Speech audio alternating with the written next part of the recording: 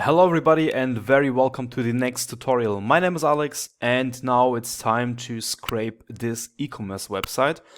Again, we will use Python and Selenium for the whole web scraping process, and also we make use of the pandas DataFrame in order to visualize our data before we store it inside an Excel file.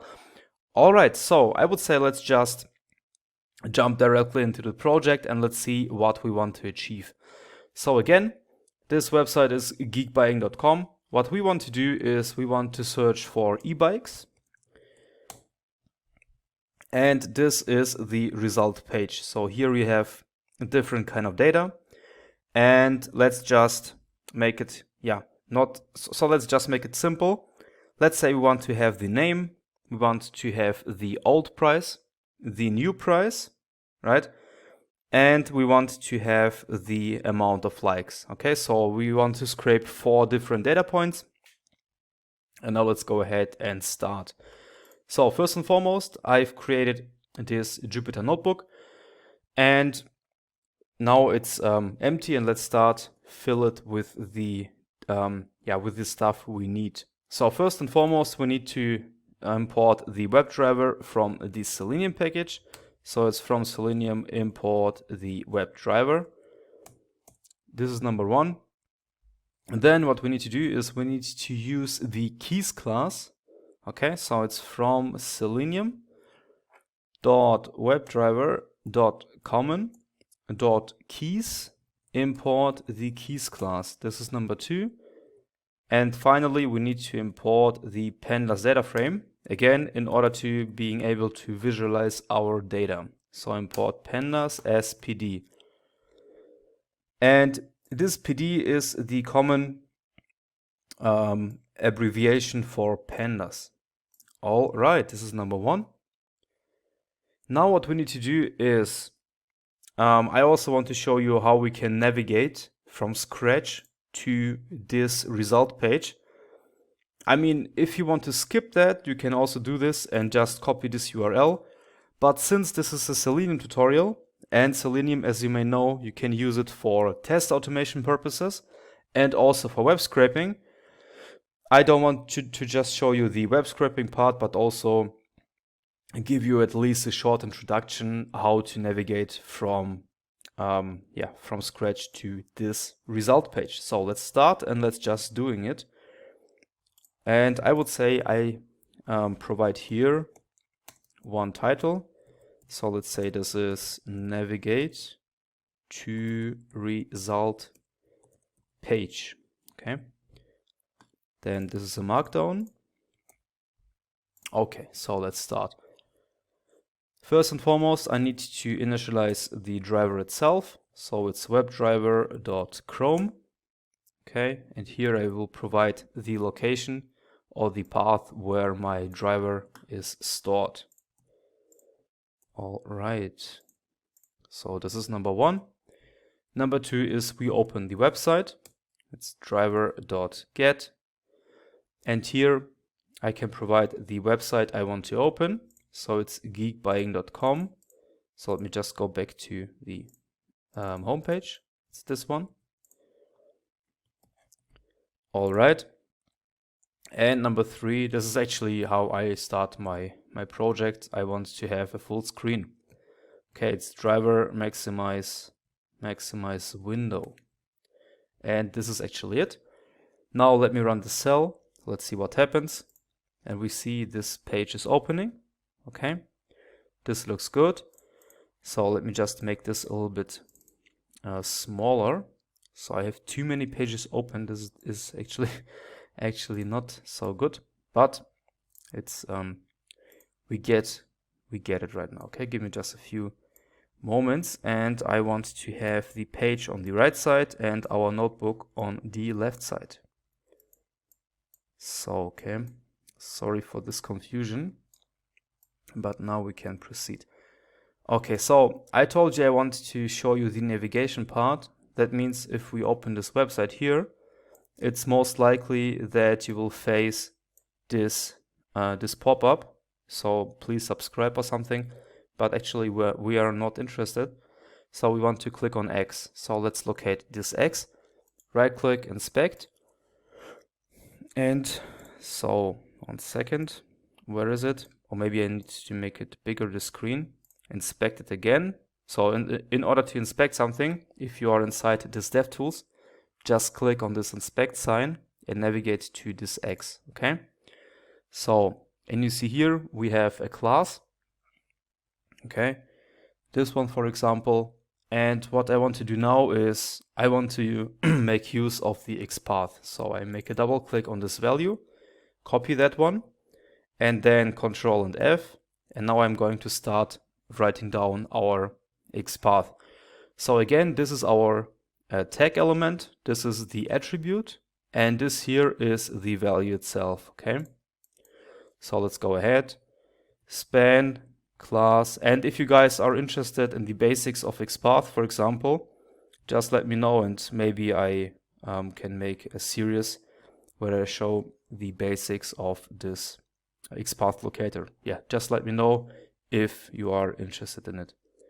Okay, and now you see we have two different results, but we want to target the first one. So let's provide inside another bracket 1. And we have still two results. What we need to do now in the very beginning, we will just open a bracket and close this one here. Okay, so now we have targeted this X and this element is unique because we have 1 of 1. Okay, so copy that back to the notebook. Okay. So now I will provide a variable. Let's say this is just X, okay? Because this is actually an X. All right. So driver.findElement by XPath. And here we want to provide this XPath locator or this XPath expression. And then in the next step, we want to click on this. So it's x.click. Okay. And let's see. So I will just run the cell and let's see on the right side what happens. And you see this pop-up disappeared just regarding or because of these two lines here. Okay, so this is actually it. Next, we need to find out how to locate this search area. Right click, inspect, inspect again. And we see here that this is actually the area we need to work with. And what I want to do now is the following. I want to build an XPath expression for this one. And we will start here, okay? So div class search input. And then we will navigate down to the second input. This is important, okay?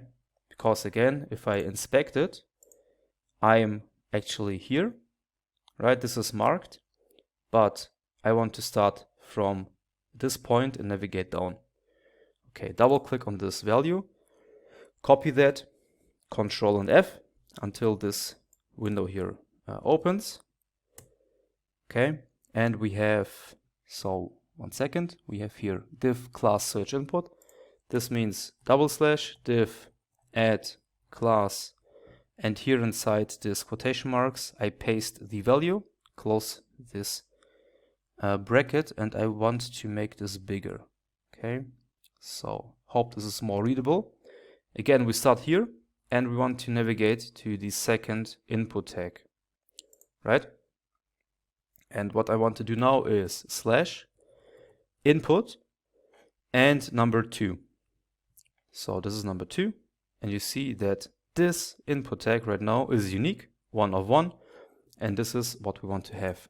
So copy that, Control C, and now I go back to the Jupyter notebook and I provide one variable. Search is equals to driver.findElement. Again, if you have a unique element, you use the findElement function. So it's here. And if you work with lists, you use the findElements by XPath, okay? So this is our variable. And what we want to do now is the following. We want to click on search first, right? First of all, we want to click on this. If we start navigating to this page, we want to click on this area and then we start typing. This is actually the process itself. Okay. So what I want to do now is the following. After I click on this one, I want to type a text, right? So it's search.send_keys and we want to search for an e-bike. Okay. Search.ebike. Let's do this. First of all, again, I click on the search area and I run this cell here. Okay. And you see now it was clicked on the right side. And now I will run this cell. That means we want to type something inside this search bar. Okay, e-bike, we have typed it in. And now we want to click on enter. So this is why I had to import this keys class in the very beginning in the second line. Now we want to make use of it. That means search.send keys, right? And then it's keys.enter with capital letters, okay? And now, again, we have typed in e-bike and we want to click on enter. I will just run the cell and voila, it did click and now we are inside the result page. And now we can start the web scraping process. Good. So let me just provide another title. Start web scraping process. Okay, markdown. And now in the next step, what I need to do is I need to write down all the locators for the elements I want to scrape. So first, I want to have this name. Okay, I want to have the name, I want to have the new price, I want to have the old price, and I want to have the amount of likes. This is my goal, okay? So right click on this name, right click inspect, and now I want to inspect it again. Okay. And now let's start building the expression. And I would say, so one moment. I would say this here is a good starting point because we have here our results stored. Okay, so if this is our starting point inside this HTML tree, we can then traverse down to where we have our text element stored. And this is actually inside this A tag, right? And here you see if we open this anchor tag, we have all this text element for this bike. So at least for the first bike, okay? So let's do this. Control and F. And now you should see this small window here. So I want, yeah, maybe I think this looks better, okay? This looks better. And I start here, okay? I double click on the value, copy, then / li add class equals the value I've copied, close the bracket. Okay, and now we need to navigate down to the first div. Okay, div number 1. Now we are here. We need to go down to the second div. That means div number 2. And now we need to go down to this anchor tag. Means / and A. And you see here we have successfully found 40 different points, and this is correct because we have 40 entries, right? And if I click down, you see that after each time I click on this arrow down, the next name is actually highlighted. Okay, and this means our locator is set up correctly. So make this bigger. And now I copy this expression back to the Jupyter notebook. So where is it? It's this one, correct. So now let's write down our locators. Okay. So the first one is the product name. This is the variable I've chosen.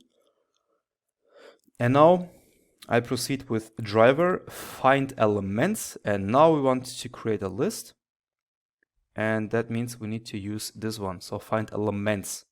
Okay, this plural, make sure you don't get confused. We have two different types. So here we made use of find element. So here is no s, this is singular, and here we have the plural. Okay, so xpath, and inside this here we want to paste our expression. It's this. Okay, now I run the cell. Let's make a short cross check if everything works correctly. So let's say for P in product name, I want to print out p.text. Let's see. And now you see we have the names for our products. I know these names are actually very, very ugly because they are very, very long. So for example, let's just make a cross check. It's not this side, it's this one. I have too many pages. So 1 second. For example, you see here we have this first product, and it starts with Fido D4S blah blah blah and ends with black. Let's take a look on our notebook. And Fido D4S blah blah blah and ends with black. So this is actually the first entry. And you can see if we make a cross check how long this list actually is. So we use the length function, and we have 40 entries. So here we also had 40 entries. So it was 1 second. Maybe you can remember.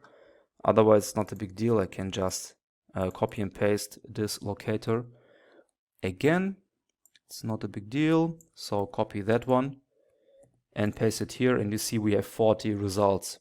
Okay, that means every information is matching what we see on our Jupyter notebook. Okay guys, so this was the example for the first locator. The next locator will be the new price.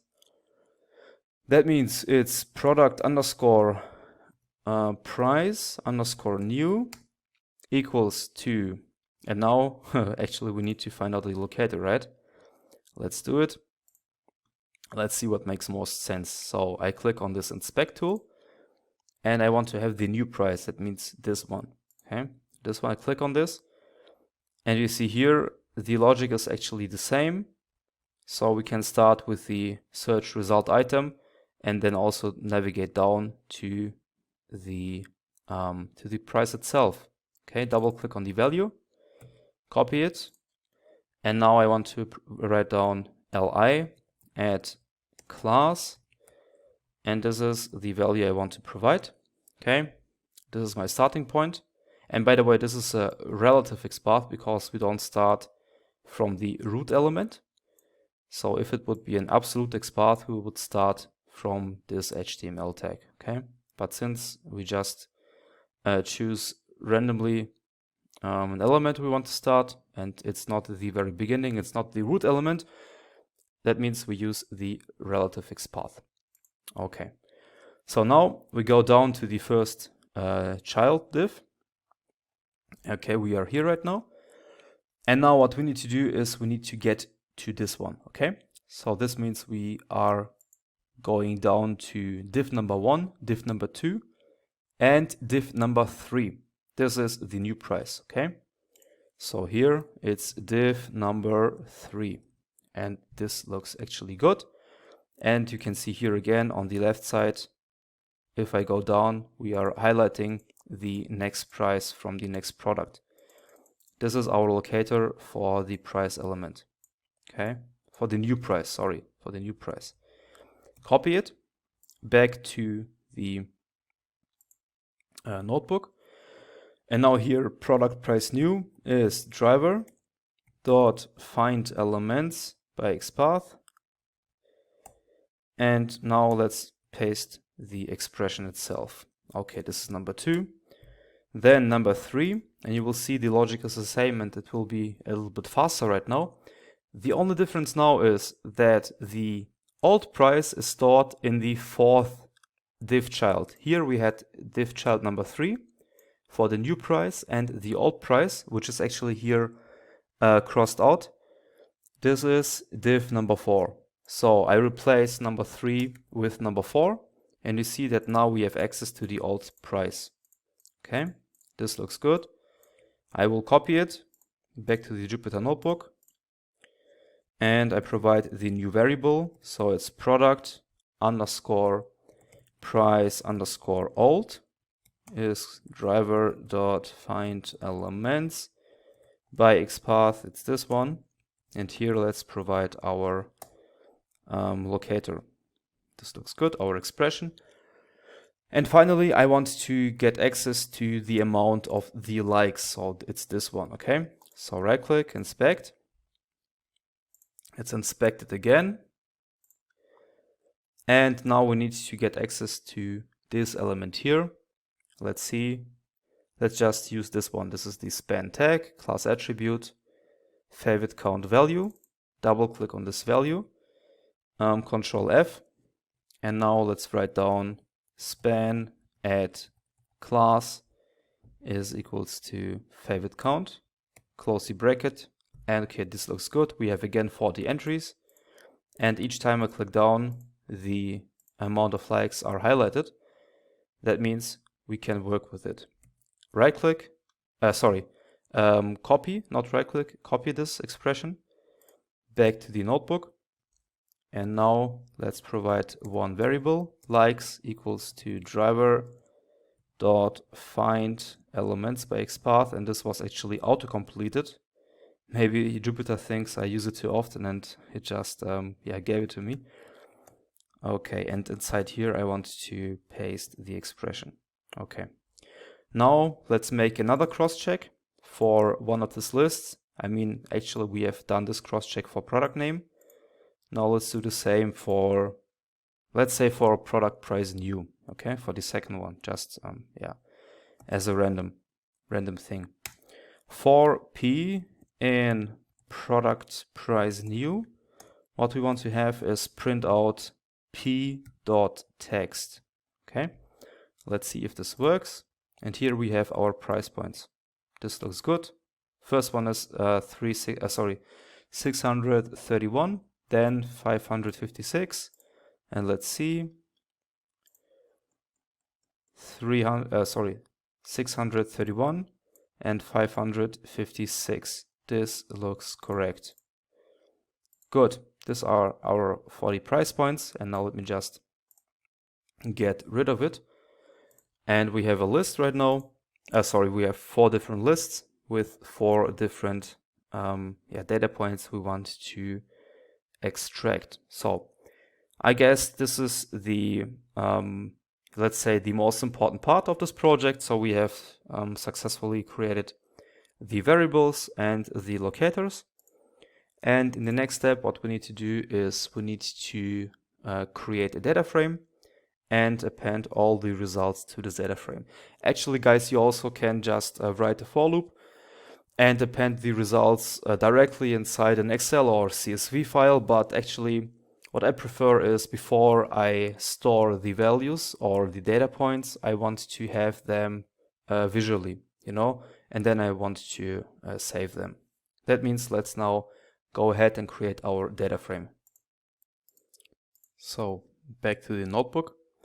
Okay, so now we need to create our data frame, and first of all I want to show you the skeleton of how this can look like without data being appended. Let's start. I want to provide this variable here, df_bike is pd.dataframe, right? And here now let's provide the columns. And we are working with 4 different columns here in this example. First one is the product name. Second one is price new. Now we have price old, and we have the amount of likes. Okay, so that's it. I run the cell, and now let me just write down the variable, and let's see how this looks without the data itself. So this is the structure. Okay, and now let's write down a for loop which will append the results to this to this table here. Let's do it. So first of all, we need to write down a for loop, right? As mentioned, for I, and this is right now the iterative variable, for I in range of either I can now provide 40 because we have 40 results, or I use the length function and just write inside this length function, for example, a product name. Actually, it doesn't matter because all the lists are the same length. So let me just make a cross check. For example, product name length is 40. And this is the logic behind it. Either I just copy this, and what I actually want to do is this step, right? So length function, product name, or the other way around is to provide just a 40 inside here. This will be actually the same, but to be honest, I like this more, okay? And now, in the next step, we need to refer to this data frame, dfbike equals to dfbike.append. And we need to write it twice because, let me just come back to this in a few seconds. So it will be more understandable why we need to do it. Now what we want actually to achieve is the following. I need to write down the column name, right? And here inside this column name, we want to append the entries of our list. So the first one is product name, I.text, okay? The second one is the price new, and make sure you spell everything correctly. Otherwise, if you have a typo, it will break and you need to debug it. So this is product price new, I.text, and in the next step we have the price old. This is price underscore, oh, 1 second, okay, sorry, it's product price old, I.text, and lastly we have the likes, and we want to loop through this likes list, likes I.text, and we want to ignore the index. That means after this curly brace, let's ignore the index. This is true. Okay, so once again, what happened here? Here we have created our skeleton. Okay, that means we have these columns here, but no data is appended. And now in the next step, we want to append the data, which is stored inside this for list. Okay, that means we write down a for loop, and we will loop through all these lists and append the results underneath its appropriate column. That's it. Product name is this first column, and inside this product name we want to have the results which are stored inside this list here. Okay, this is why we use this iterative variable, and here we use the list. Then we have an I inside this brackets, and then dot text because we want to have the text elements. Okay, and now this here, why do we have to write down dfbike twice? First of all, this one is the appending process. Okay, we want to append data to this data frame, and then we need to store the new data frame inside a variable, and this is just this variable here. Okay, because the old one was this one, this is empty. Now we use this again because we want to store inside this variable this modification steps here. You also could choose something else here, but actually I've chosen that I want to overwrite the old variable with the new one where we have our results stored. And this is actually the logic behind it. Now let me just run the cell. Let's see if this works. Okay, takes a few seconds. Now it's done. Nothing happened, so we don't have an error message. We don't have an error message or something. And now I want to refer to it, df bike, and let's see how this new data frame looks like. So the old one, the skeleton, looked like this. And the new one, after this appending process, the new data frame looks like this. So this looks good. And now what we can do here is the following. I want to store all the results inside an Excel file. And you see here that sometimes we don't have an alt price, and we can also double check it.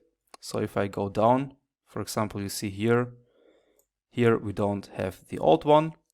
It's just the new price, so 505.57. And this is this example where we don't have this old price. And for the last two entries, we also don't have it. It's this last two entries, okay? So this is correct. And now let's store the results inside an Excel file, okay? That means df-bike.to Excel. Now let's provide a name. Let's say products underscore bike, okay? Products underscore bike, XLSX, and we want to skip the index, so its index is false. That's it. I will run the cell, and now make sure you open the folder where you have stored your notebook. Let's take a look. So for me, it's this one, products bike. This is the file we have just created. Double click on this one, and now this is actually our file. Okay, this is we can make a short modification here. Double click on these columns, and you see here this is very, very ugly because actually these names of these products are too long, but this is not our fault. We have scraped correctly all the data, and for the other ones this looks this looks better, right? Okay, if you guys are interested in data cleaning, just let me know, and before we save this data, there are actually different ways how to clean this data inside the data frame. Okay, and then finally we can save it and make the data a little bit prettier. So for example, if you say, okay, this is too long, I want to cut the characters, let's say to 50 or to 80 or something, and everything what exceeds this 80 characters will be just cut off. This is just one possibility of data cleaning. Or if you want to rename these columns and say, okay, price new in euros, and then the entries itself, you want to cut out this euro symbol. This is just another example. So regarding data cleaning, we can do a lot, and if you're interested, just let me know, and maybe I will just create a separate series about it. But for now, we were successful, and we have successfully scraped the data we want to have. And this example, it was just 4 different data types or data points, so name, alt price, new price, and the amount of likes. Yep, this should be just a short demonstration how a web scraping process in e-commerce can look like. Okay, thank you very, very much, guys, for your trust, for your attention, and I see you in the next video. Thank you very much, and bye-bye.